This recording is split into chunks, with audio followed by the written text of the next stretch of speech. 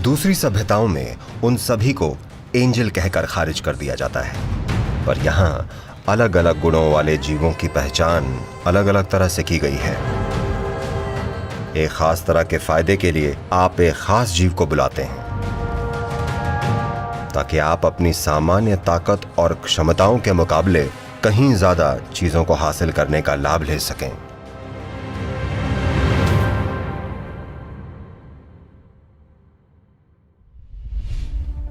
इस परंपरा में हमारे पास कई तरह के जीव हैं।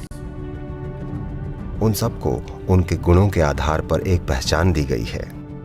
यहाँ इंसान हैं और फिर पशु प्रजाति और वो सब चीजें हैं जो आप अपने आसपास देख सकते हैं। फिर वो जीव हैं जिन्हें आप देख नहीं सकते, वो जीव जिन्हें हम भूत प्रेत की श्रेणी में रखते हैं। अन्य जीव हैं जिन्हें हम यक्ष कहते हैं, और हैं जिन्हें हम गंधर्व कहते हैं, और देव हैं।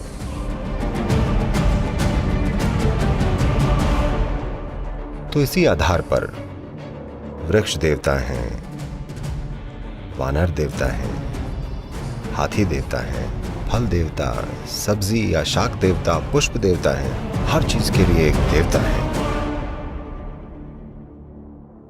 क्या ये सब कपोल कल्पना है? नहीं, ये सब कुछ किन्हीं शक्तियों के कारण हो रहा है। उन्होंने इन शक्तियों को पहचान कर उनको मूर्त रूप दिया और उन तक पहुंचने का एक तरीका बनाया। तो ये यज्ञ कुछ शक्तियों तक पहुंचने की प्रक्रिया थे, ताकि आप अपनी सामान्य ताकत और क्षमताओं के मुकाबले कहीं ज्यादा चीजों को हासिल करने का लाभ ले सकें। यज्ञ शब्द को ट्रांसलेट करके सैक्रिफाइस बोला जाता है। तो आप इंग्लिश शब्द सैक्रिफाइस को आप हमेशा ऐसे समझेंगे, मानो किसी चीज के लिए या बस ऐसे ही कुछ छोड़ रहे हो। ये सैक्रिफाइस है ना। किसी चीज के लिए कुछ छोड़ना तो व्यापार है, ऐसे ही कुछ छोड़ देना सैक्रिफाइस है। तो ये जरूरी नहीं है कि यज्ञ का मतलब सैक्रिफाइस ही हो। शायद यज्ञ, भेंट, आहुति और सैक्रिफाइस का मेल है।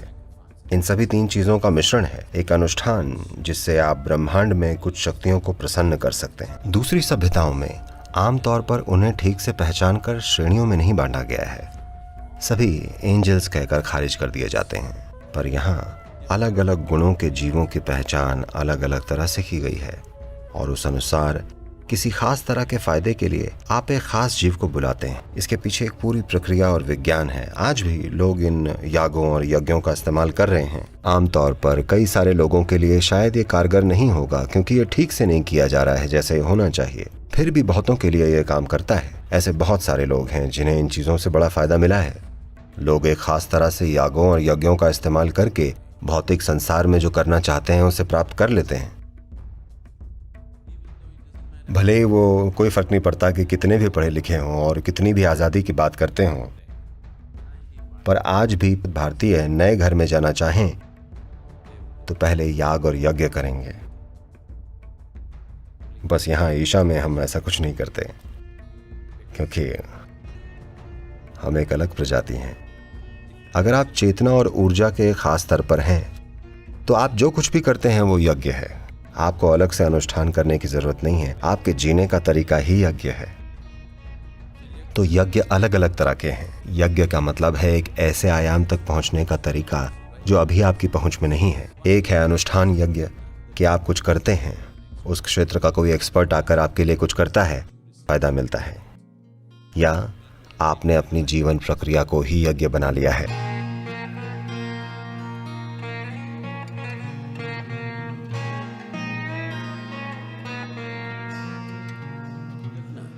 तो आप सुबह बैठकर शक्ति चलन क्रिया या शांभवी महामुद्रा करते हैं। ये आंतरिक यज्ञ है। समर्पण के उस भाव के बिना आप उस अभ्यास के सार को कभी नहीं जान पाएंगे।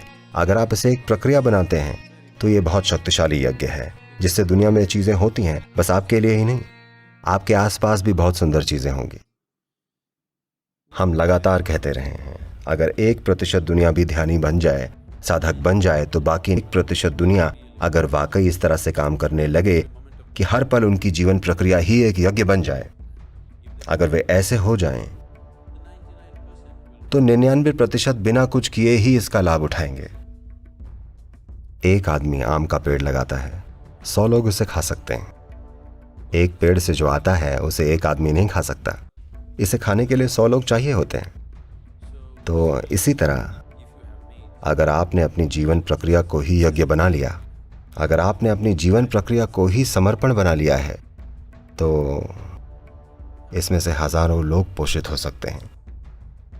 आप देखते होंगे साधारण महिलाएं, उन्होंने अपने जीवन को उनके आसपास रहने वाले लोगों के लिए पूरी तरह समर्पित कर दिया है। वो बस खाना बनाती हैं, परोसती हैं। उन्होंने अपने बारे में कभी सोचा ही नहीं, मेरा क्या, ये कभी सोचा ही नहीं। वो अपने आप में संत की तरह हैं। मेरी माँ इसका जीता जागता उदाहरण थी।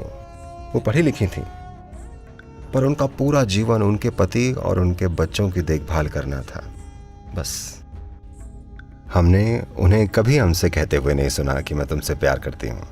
ऐसा सवाल कभी उठा ही नहीं कि वो हमें प्रेम करती हैं या नहीं, हमारे दिमाग में कभी आया ही नहीं, क्योंकि उनके जीने का तरीका ही हम सबके लिए पूरी तरह समर्पित था। और किसी ने इस बारे में कभी कुछ नहीं कहा, पर कई मायनों में वो स्वयं देवी थीं। सभी उनके साथ ऐसा व्यवहार भी करते थे। उनके सुबह नाश्ता करने से पहले परिवार में सबको खा लेना होता था।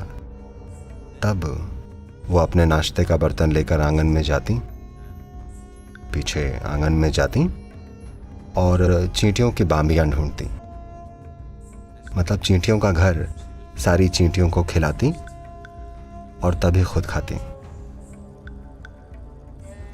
आज की मानसिकता के लोग शायद सोचेंगे, चींटियों को खाना क्या बकवास है, कीटनाशक छिड़क दो, है ना।